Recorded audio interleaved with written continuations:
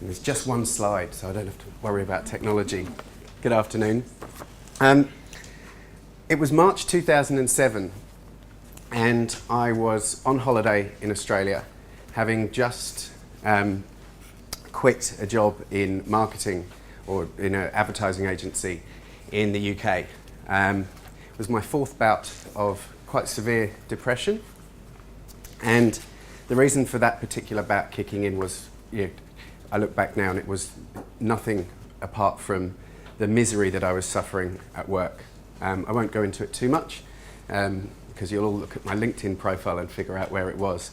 But it was a toxic workplace with a toxic manager. And I left at the age of 27 with a huge mortgage around my head, around my neck, and not really knowing what I was going to do next. It's amazing how quickly your mum and dad start laying into you about the stupid decisions that you're making when you're 27. So I came to Australia for a 3-week holiday to kind of clear my head and figure out what on earth I was going to do next. And I was on a flight between Launceston and Melbourne, and I read an article about this crazy lady in a red dress called Naomi Simpson, who owned a little business then called RedBalloon, that some of you may have heard of. And I read this article. It was one of those kind of entrepreneurial profile pieces. We've all seen them. I think it was the Virgin in-flight magazine. And she was talking about this business that at the time was just coming up to 6 years old. Just coming up to 6 years old. And she had about 20 people and her dog Dexter in a little office in Pyrmont. And I said to the friend that I was travelling with, I'm going to work for her. That's where my future is. And he thought, you're nuts. You're absolutely nuts. We got off the plane and we're hanging around in Melbourne Airport waiting for the big plane to take us back to the UK. While we were waiting, I cashed in the equivalent of my Woolworths Everyday Reward points, but with a supermarket loyalty scheme in the UK, Tesco's. I'd been saving for like 12 years or something, which was enough for a one-way ticket back to Sydney in 6 weeks' time. So I cashed them in, got the ticket, and called Naomi, or emailed Naomi and said, can we have a Skype conversation when I get back to London? Because I want to come work for you. I'm about to clock up, I think on the 6th of June officially, is my 7-year anniversary with Red, or RedBalloon. I now work in a bit of the business called Red. Red stands for Recognise Every Day, and it's a recognition and consulting practice that has been born out of the RedBalloon business. We used to be the team that sold vouchers, the RedBalloon vouchers, into corporates, and we realised that a lot of those corporates were using the vouchers to fuel their recognition programs. And by accident, our team had become engagement and recognition experts.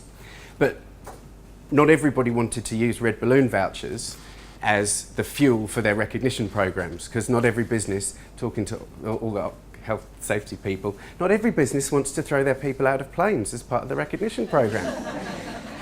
Took us a while to get our head around that. Why weren't we growing as fast anymore? I'm not going to talk about Red today, apart from to say that for me it's really thrilling to see a conversation about well-being in the workplace also talk about the value of recognition in the workplace and how that contributes to somebody's engagement and somebody's overall well-being. There's some data coming out of the States at the moment that suggests that around 56% of somebody's engagement is directly related to the amount of recognition and acknowledgement for their contribution that they receive in the workplace. It's not about the money. It's about how we make them feel once they've turned up, and whether or not we're making them feel like heroes enough of the time. I know that the reason for my leaving a role, which I thoroughly loved the work, but was because I wasn't being recognised and acknowledged by the managers and the people I reported to in that business, and felt thoroughly worthless as a result. There's some interesting stuff to support recognition as well. We've got data from about 10 years worth of recognition programs that we've been running at RedBalloon for clients of all sorts of different shapes and sizes. from 20 people in a piece of technology up to about 6,000 people in a piece of technology, all being recognised at different frequencies. The magic number that you can take away from today is number 8. If you recognise somebody at least 8 times a year, you will achieve, the data says, you will achieve somewhere between a 5 and 10% increase in their level of employee engagement, and it's sustained. What does that mean in real money? Well, the minister said that we're losing $5.6 billion a year from a lack of well-being and engagement in the workplace. Well, wouldn't it be great if we could improve that by simply acknowledging people more often? And I'm not talking about giving them a RedBalloon voucher or a cinema ticket or anything like that. Wouldn't it be interesting if we tried as organisations to change the way in which we communicate and value our employees by saying thank you more often? And one of the takeaways when Sharon asked me to talk about life, what it's like at RedBalloon, we won the Hewitt Best Employer Award in 2010, I think it was, and have been very privileged, this is the brag bit, very privileged to have won the BRW Best Place to Work 5 years in a row, and all those things that I know the HR community would love to have as certificates on the walls in their offices too. And I thought I'd share as an employee. So I don't have a team, I'm a useless people manager. I don't have a team at RedBalloon. So I thought I'd share from an employee's perspective 10 things that have contributed to my high level of engagement and pretty good mental health actually over the last 7 years at RedBalloon/Red. And number one, you might expect me to say this given what I do for a living, but is the number of times I've been recognised. I checked. In our technology, I've been in receipt of 91 formal instances of recognition since I started. Some of them worth nothing from a dollar perspective, some of them worth many hundreds of dollars.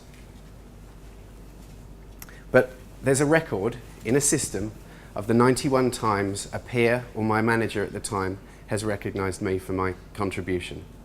It's pretty awesome.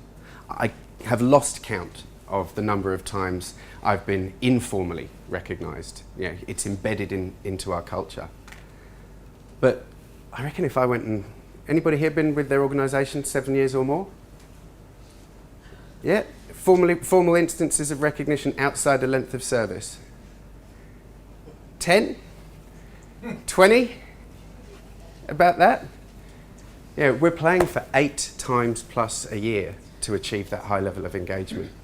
RedBalloon is averaging at 12.2, because maybe that was going to be somebody's question afterwards. So get your recognition experience right, and you get employees that want to hang around for a really long time. Yeah, I can see the next 7 years with this business on my horizon. There are only about 4 people that do what I do in Australia, working for competitor businesses. So the competition approach me quite a lot. It feels like I'm cheating when I answer an email to them, right? My level of commitment for the organisation is that strong. So how can we go about creating this high engagement and high level of well-being in other employees and in other organisations too? The second piece for me, that resonates so much life at RedBalloon, is our values. There's 5 of them. We don't have a meeting room named after them. I don't have a lanyard with them written on. I don't think they were even in my induction pack. But we use the language of those 5 values every day. We call each other out when we're not playing into them as hard as we could. We celebrate every month by having our monthly Oscars, which is RedBallooners telling stories about other RedBallooners who have lived the values significantly this month. My favourite is Little Dog with a Big Dog Attitude. And when I won the annual award for that about 2 years ago, it was one of my defining moments, because it's the one I play hardest to. The third piece is total transparency. So we heard from some of the other speakers that this lack of well-being comes when there's insecurity. And insecurity comes from when we don't have information. So what happens if we give our employees access to all the information about the business or organisation that we work for in real time? So I can go in and see how well we're doing, how much profit we made today, what the revenue numbers are sitting at, and I feel empowered. Even when we're having a slow month, I feel empowered because I understand how we're going, why there's, not a crisis meeting, but why there's a change of tack. Because I've been across that it's not a sudden, oh, by the way, for the last quarter, we've been missing target. I knew that on a week by week, a day by day basis, how well we're going. So, for what on the outside looks like a really glossy, fun place to work where we all run around on skateboards and it's all full of Gen Yers, it's actually not. It's the most metricated organisation I have ever worked in my life. We have dashboards everywhere. And it means that we've got this massive level of transparency. And because all of that information is out there, the speed with which we have the tough conversations with each other is fantastic. Again, contributing to my overall feeling of engagement and wellness. And that transparency that you get from the business is replayed from our employees, all of us. The level of transparency that we have about our personal goals, what's going on, whether this place is working for us right now. You get to the tough conversations quickly or they're avoided altogether. I'll come on to a bit about the transparency bit and the relationship that I scare potentially some of the people managers in the room, the level of conversation that we have. Number 4, crying and hugging at work are okay. I was having this conversation, she's left now, I think her name was Wendy from the Heart Foundation. I said, wouldn't it be great if we're just all allowed to cry more often at work and hug each other? She's like, well, you can't have physical contact at work. I was like, our founder and our CEO regularly come up and give me a hug when they know that I'm having a bad day or I've done something great. And it's fine. Our culture permits it. I've also lost count of the number of times I've burst into tears in the workplace. Because I'm fortunate enough to have Naomi, the founder, as my mentor. So she talks to me about where I'm being small, where I'm not playing a big enough game. And she will have me in a one-to-one situation in tears. And it's tears of joy. Because our coaching program, our mentoring program is so strong that we can get to that level of authenticity and transparency with our people really quick. And it's a great feeling to, my mates are like, what? Yeah, take it to, go and talk to a lawyer. You can't have your founding director reducing your salespeople to tears once a month. But you can. Because all she's doing is coaching you to play a bigger game. And we've got, it's a structured program. You turn up on your first day and you introduce to your buddy. And your buddy is your best mate at work, inbuilt into the way we do stuff. Your buddy's chosen for you and is responsible for helping you with all of the things that kind of are a bit daunting on your first day. Like where the good coffee shop is, who should you sit with at lunchtime, where you should park your car for the $5, all of that stuff that takes 6-7 weeks to get to if you don't have a buddy. So you get your buddy. Mine's called Alice. She now lives in Canada. We're still mates. But you get your buddy and they look after you. And the business gives you, I think it's $50 on the first day so that your buddy can take you out for lunch. And then in 3 months' time, your buddy gets a bit more budget to take you out for lunch. We've evolved this program over the years. I don't think Alice and I got money from the business to go for lunch. But we've evolved the program. And people, existing employees, when we know there's a newbie coming in, there's only about 65 of us in the business, but people will, it's a competitive pitch to be the next buddy because it's fun. Number 5, as an employee, I've learned that participation, believe it or not, I'm a bit of an introvert. Participation is absolutely critical to engagement and wellness. I'm the one that will develop toothache so I don't have to go to the Christmas party. And I get you know, Naomi gets really grumpy when that happens and tells me off, and rightly so, because she knows that I'm not playing the right game with our culture when that doesn't happen. And when I do participate in the things that are offered as part of our wellness program, I absolutely love it. We've just signed up with the Australian Business and Community Network group. I don't know if anybody's come, there's a nod at the back. So they do cool stuff in schools. And it's a big passion of mine. I was involved with Young Achievement Australia before the government cut the funding. And that was all about going in and coaching entrepreneurship in schools. And now we're involved with the Australian Business Community Network. We get to go in and work with forgive me, I was educated in the UK. They're just about to do their HSCs, year 12. This program where we're going into schools and you get kind of matched up and you get a couple of kids to work with over a few months. And really, the communities that they're in, a good job is in the local supermarket. And those jobs in the city, we work in Pyrmont, those jobs in the city are all about coming to offices like this, which are fantastic places, but really daunting to somebody from that kind of background. So them being, those kids being able to work with people, I'm dressed up to the nines today.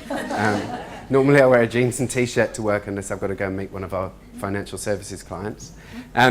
So for them to be aware that there is a different way to have a great career and a different way of being at work, gives them access to this, and it's really really inspiring to be participating in those kinds of programs. And we got yoga on a Wednesday morning and lunch and learn clubs, and I didn't go to the make your own Mother's Day card thing.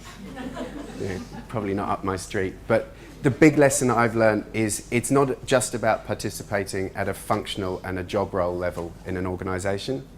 It's about being a participant at a cultural level within the organisation and having leaders who will call their team out when they're not participating at a cultural level, because that's part of the commitment you make as an employee to make it a great place to work. It's not about the money either. I said earlier, our competitors will regularly dangle something very attractive in front of me. Not interested. They don't get it. They don't get it that it's, when you are highly engaged, it becomes a way of life. I can't actually imagine working for another organisation, which is where this flexibility piece comes in. And I think it's come up a few times before as underlying some of the requirements of a healthy workplace, and a workplace with highly engaged people is a workplace that is prepared to deliver on individual flexibility. And James, who used to work at Microsoft, I remember Rose Clements, who's the HRD in Australia, I think she's still there, for Microsoft. She gave a talk about flexibility in the workplace there.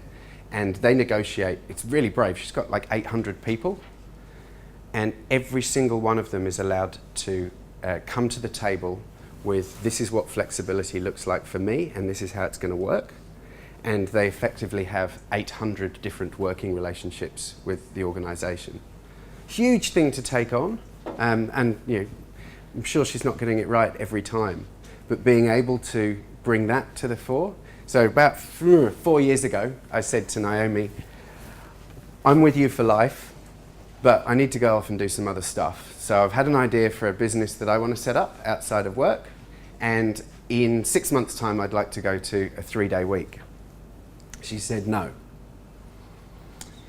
You're not allowed to set that business up until you go onto this leadership development program that I'm going to pay for, and then you can do it, and you can do both, and you can work for me full-time as well. That's pretty cool. And it happened, and I ran that business for 2 years into the ground, and it doesn't exist anymore. But it's that, it's that brave bit of saying, I don't want to lose somebody who clearly loves working here, because that 3-day a week thing wasn't going to work really for either of us if we were honest. But are you a business that is prepared to listen to your people and what is turning them on. You know, I don't have a 5-bedroom house that I'm renovating. I don't have kids or dogs or other things that require extra flexibility. I've got an entrepreneurial streak that rears its ugly head every now and again, and I need some freedom to go play. And we've figured out a way to incorporate that and manage it, and everybody's across it, and everybody on our team is really interested in the projects that I'm doing outside of work. So I got back from Cambodia at Easter, and my boss, Gemma, who's the general manager of Red, I had written her this 2-page essay in Singapore airport, because I'm a big foodie, and I'd spent some time in some restaurants in Cambodia that are set up a bit like Jamie Oliver's 15 kind of foundation thing, so they take kids from disadvantaged backgrounds. And it turns out that you can buy into these social enterprises, and I want to do one. So Gemma, we're just launching this Red business and snapping it away from RedBalloon, and have got all of these global expansion plans. And one of the key talent comes back from the Easter holidays and says, I need 2 months a year to be in Cambodia to set up a social enterprise restaurant. She's like, what are you doing? But transparency. You know, I'm not going to do it in secret. I'm not going to disappear.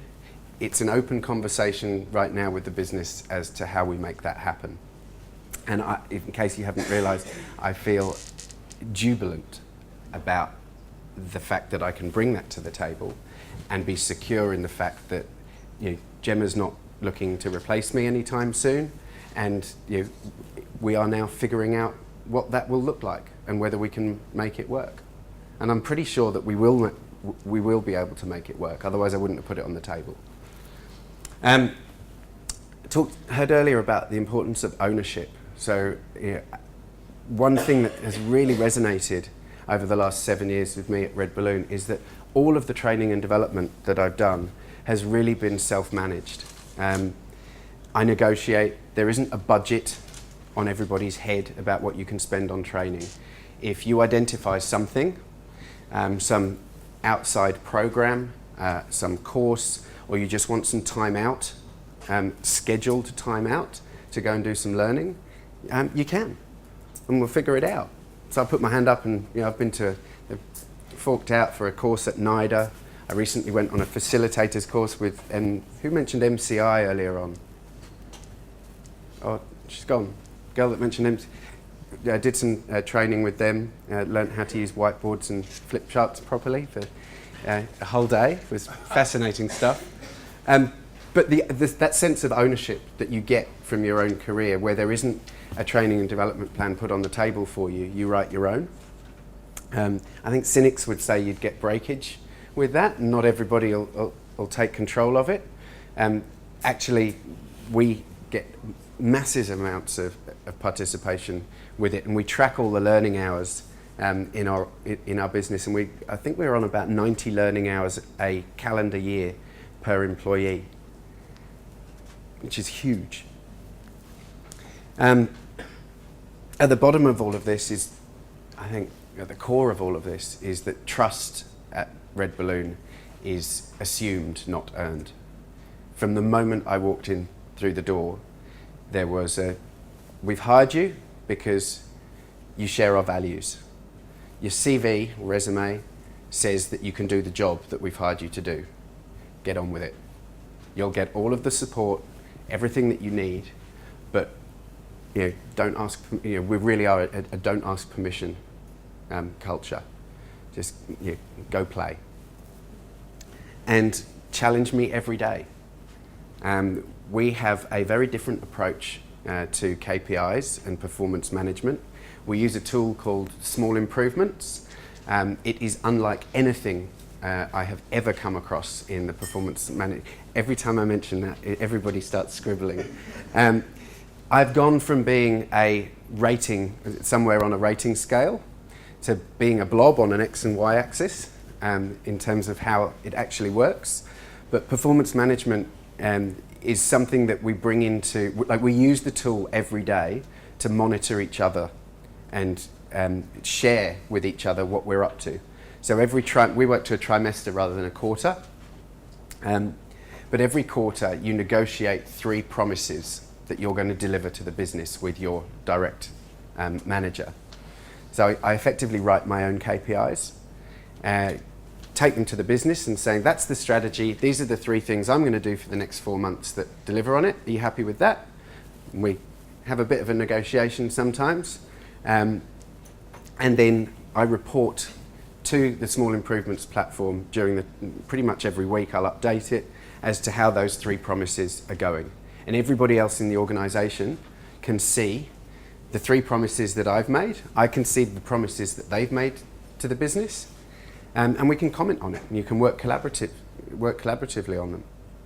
It's a totally new world, just in the language as well. Nobody gets passionate about delivering a KPI. Really, it has to be some huge sum of money that is attached to it. But sticking to a promise with an organisation that you have this deep connection with through values is a very different, you don't not deliver your promises, but it's all right to miss a KPI every now and again.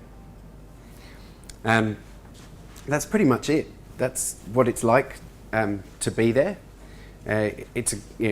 It really is a great place to work. It's not just about figuring out how you fill out lots of application forms and win lots of awards.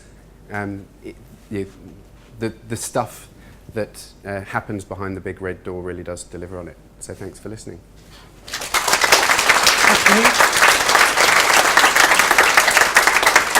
I think she's the happiest employee ever. Think you want to work there? We've got a couple of some questions. I just have a question about, I think it's great that the organisation rewards people regularly, informally. How do you reward people so often without it losing its meaning?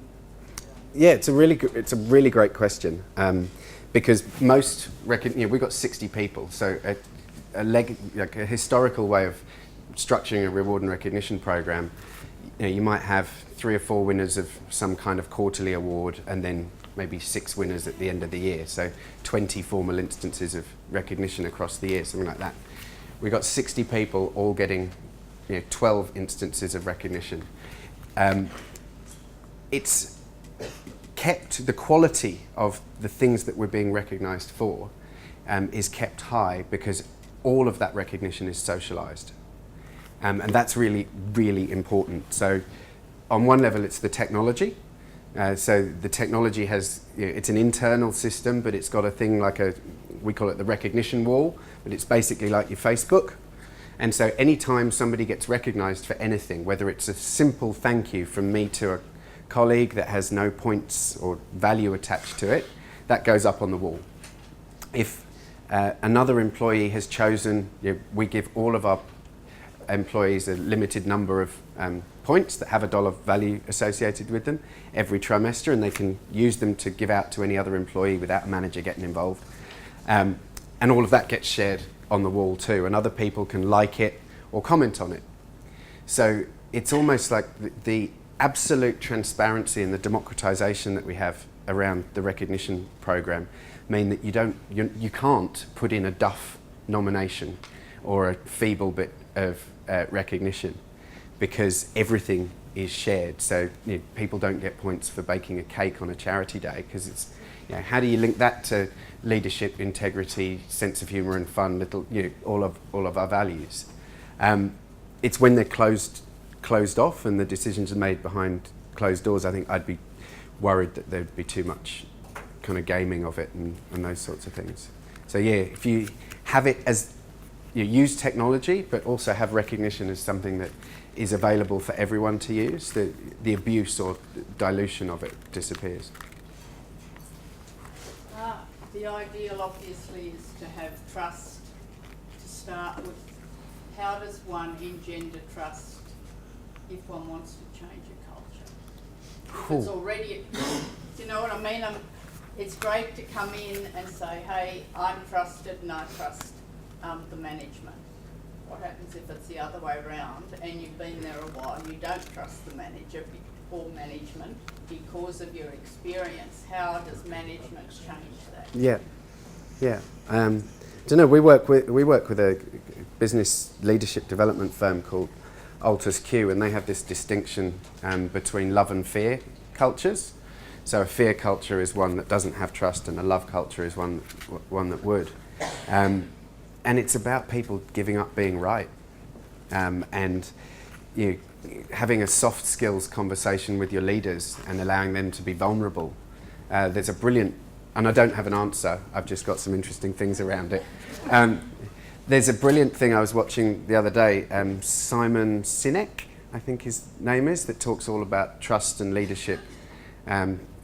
He's a South African, now lives in New York, but has done 2 really great TED Talks on developing trust in organisations based on the model from the armed forces, which is fascinating why we don't apply their leadership models in our organisations more often, because they have massive levels of trust.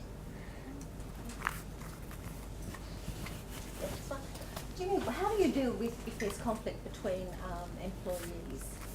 Is it dealt openly with everyone, or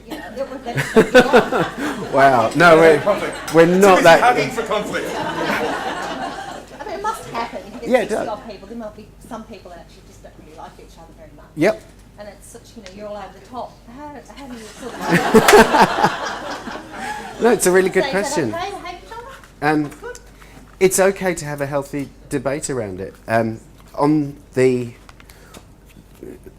one occasion that I have been in a people leader role in the business, I was covering our team while we're very slow to recruit. So it's about finding someone that is right with values, right with strengths. We use HBDI and Gallup strengths as the tools, and we profile the top candidate and we try and get the best fit for the team. And if we can't get a good fit for the team, we don't hire just because they were doing the job somewhere else. So there was this bloody 9-month gap while I was people leader. Disaster. And one of my colleagues went to Megan, our employee experience manager, and said, I'm not getting on well with Jimmy, and it's not working. And so Megan did the right thing, and she put us both into a room, and we had to have it out. And I hadn't communicated, it was really interesting, I hadn't communicated trust properly, because I was getting frustrated as effectively a sales manager. Why aren't you negotiating all these deals? Why are you insisting that we have to come to meetings? She was a junior salesperson, and why do we have to come to all these meetings all the bloody time? This is really inefficient, and I was getting frustrated. And Ariel, oh shit, sorry. She's not with us anymore. She's lovely, and we're really good mates. And I was trying so hard, we're really good mates outside. I was trying so hard not to mention her name. So we were in this situation where I was getting frustrated with her for not playing into leadership, and she wasn't closing deals because she wasn't taking, and she thought she needed to take somebody more senior because we were meeting with HR directors and she wasn't at that level, and she wasn't. But it came down to, did she have permission to negotiate a discount with clients in that final part of the sales process? And she didn't think that she did, or that she didn't know how. And this came out in this really tense moment, and she's just like, but I'd get more deals over the line if I was able to do the discounts that you do. And I don't do them very often, by the way. And I said, well, what do you mean? And she said, well, I need you to come to all these meetings, and that's why I'm not getting them over the line. I said, I don't get it. This business will back you on every decision that you make in public. We've hired you because we trust you to go out and make decisions on our behalf. And she's like, really?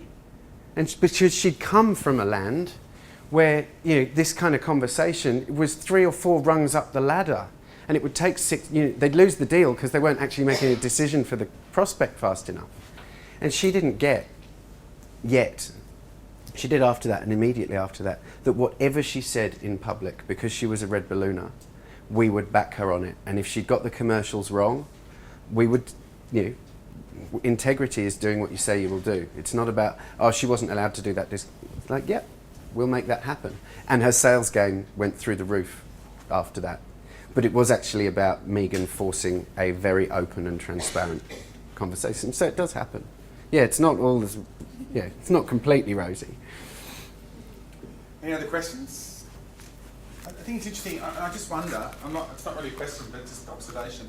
You know, you said like all the hugging, and you're talking about the hugging and the crying, and it's, you know, it's going. And you said everyone else does that as well. And then you know, I think your words were, it's all over the top. That maybe one of the things is about change is that we need to change to that old. This sounds fairly old-fashioned that you look after each other and you're nice to each other, and someone's doing a good job, you give them a hug or whatever, and there's nothing wrong with it. Is there anything wrong with showing affection and... You spend 40 hours a week with these people. So it's interesting. Yeah, I don't spend 40 hours a week with anybody else apart from these 6 people. Why wouldn't I want to hug them and be a human being? As long as you've got the consent going. Absolutely.